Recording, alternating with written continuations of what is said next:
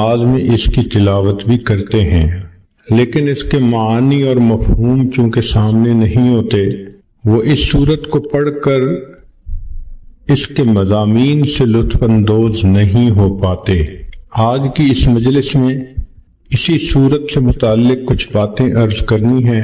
آپ نے دنیا کی بہت ساری لو سٹوریز سنی ہوں گی، مگر اکثر نفسانی، شیطانی، شہوانی ہوتی ہیں، لہذا ان کا انجام برا ہوتا ہے۔ قرآن مجید کی یہ سورت بھی ایک لو سٹوری ہے اللہ رب العزت اور ان کے حبیب صلی اللہ علیہ وسلم کے درمیان، اور اس سورت کو ذرا غور سے سمجھنے کی کوشش کریں گی تو آپ کو عجیب باتیں سامنے آئیں گی۔ یہ سورت نزول کے اعتبار سے 10ویں نمبر پر نازل ہوئی۔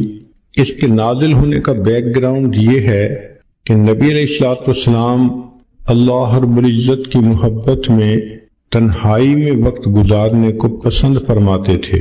چنانچہ بخاری شریف کی روایت ہے، حبب الیہ الخلا، نبی علیہ الصلوۃ والسلام کو تنہائی سے محبت ہو گئی تھی۔ دستور ہے کہ محبت انسان کو تنہائی پسند بنا دیتی ہے۔ جس کو محبت کا روگ لگ جائے وہ چاہتا ہے کہ میں الگ رہوں، محبوب کی سوچوں میں رہوں، مجھے کوئی ڈسٹرب نہ کرے۔ چنانچہ نبی علیہ الصلوۃ والسلام ایک ہفتے کا کھانا لے کر غار حرا میں تشریف لے جاتے اور اللہ رب العزت کی عبادت میں مصروف رہتے۔ یہ عبادت کا سلسلہ چل رہا تھا کہ ایک دن اللہ رب العزت کی طرف سے جبریل علیہ الصلوۃ والسلام آئے اور ایک پیغام لائے، اقرأ بسم ربک الذی خلق۔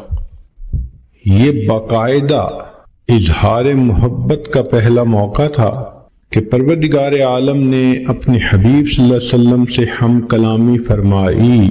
پھر نبی علیہ الصلوۃ والسلام کو یہ حکم ملا کہ آپ جائیے اور لوگوں کے سامنے میری وحدانیت کو بیان کیجیے۔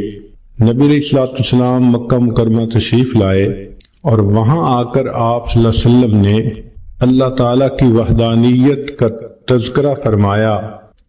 چونکہ مکہ مکرمہ میں مشرکانہ ماحول تھا، بیت اللہ شریف کے اندر 360 بت رکھے ہوئے تھے، تو اس ماحول میں توحید کی بات ایک اجنبی سی بات معلوم ہوتی تھی۔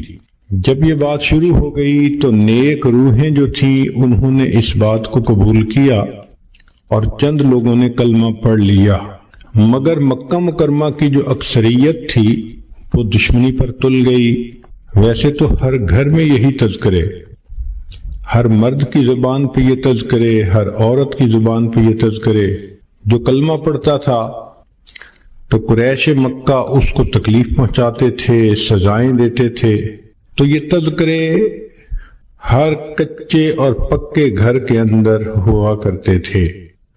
قریش مکہ انتظار میں بھی ہوتے تھے کہ دیکھتے ہیں کہ اب اور ان کو کیا پیغام ملتا ہے، اور چونکہ یہ محبت کے پیامبری کا ایک نیا سلسلہ تھا تو نبی علیہ السلام کو بھی انتظار رہتی تھی کہ میرے رب کی طرف سے مجھے کب پیغام ملتا ہے۔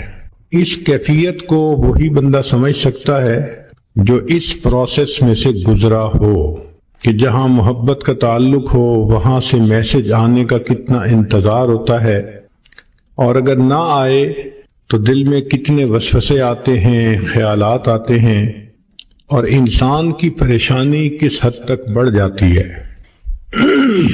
نبی علیہ الصلوۃ والسلام کے ساتھ یہی معاملہ پیش آیا کہ کچھ عرصہ تو وہی آتی رہی، پھر اچانک بند ہو گئی۔ انتظار